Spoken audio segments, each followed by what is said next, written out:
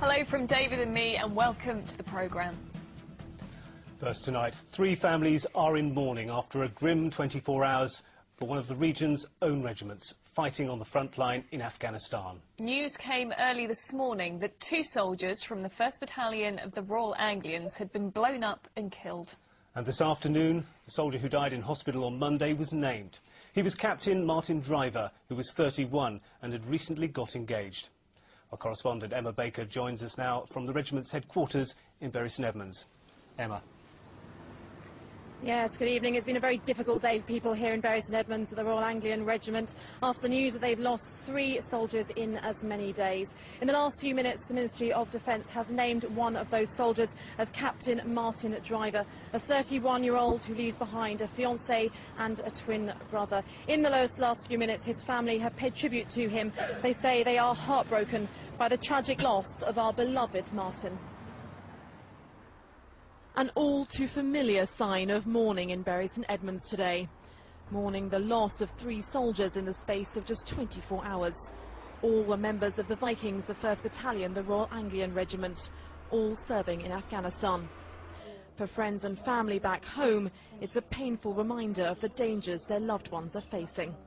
It's every army family's nightmare. It's the worst nightmare that they get the knock on the door and the news that their soldier's been killed.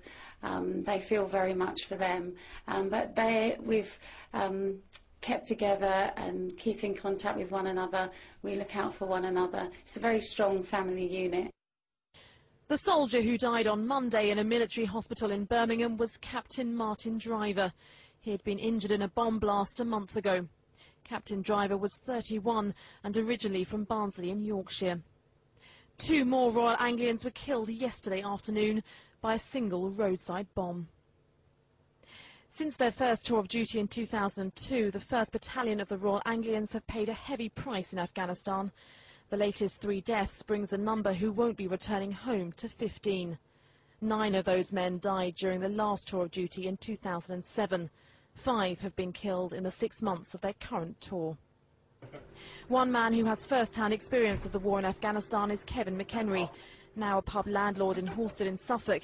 He served with the 1st Battalion for 17 years and spent 6 months in Afghanistan in 2002. To get up day in, day out and just go out there, I don't know how they cope, to be honest. I've felt at risk sometimes when I was in Belfast and places like that, and you sometimes get a feeling that something's going to go wrong today, but for day in, day out, the way they carry on, it's just, I'll take my hat off to them. It's amazing.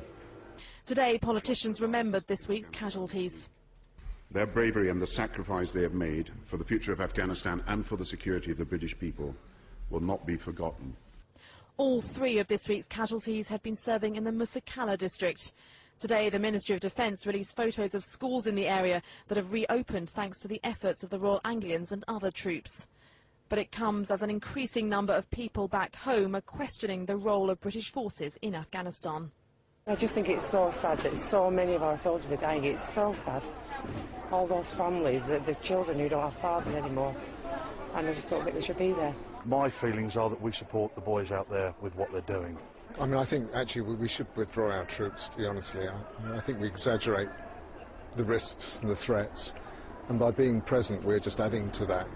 These latest deaths bring the number of British military to lose their lives in Afghanistan since 2001 to 275. But for many here in this town, their thoughts will simply be with the families of this week's fallen. Emma, a truly tragic day today. I understand that you've got details, though, of some of the tributes that have been paid to Captain Driver. Yes, well, in the last few minutes we have received a tribute from the family of Captain Martin Driver. They describe him as a caring young man who always put his family first. He touched the lives of all of those who had the privilege to know him, and he always wanted to be a soldier, and he died doing the job he loved. His legacy shall never be forgotten, they say. They are, of course, moving words from a family clearly in grief tonight, and we will no doubt hear more touching tributes from other families tomorrow, as we are expected to learn the names of the other 2 soldiers who died yesterday afternoon. Emma Baker at Regimental Headquarters, thank you very much indeed.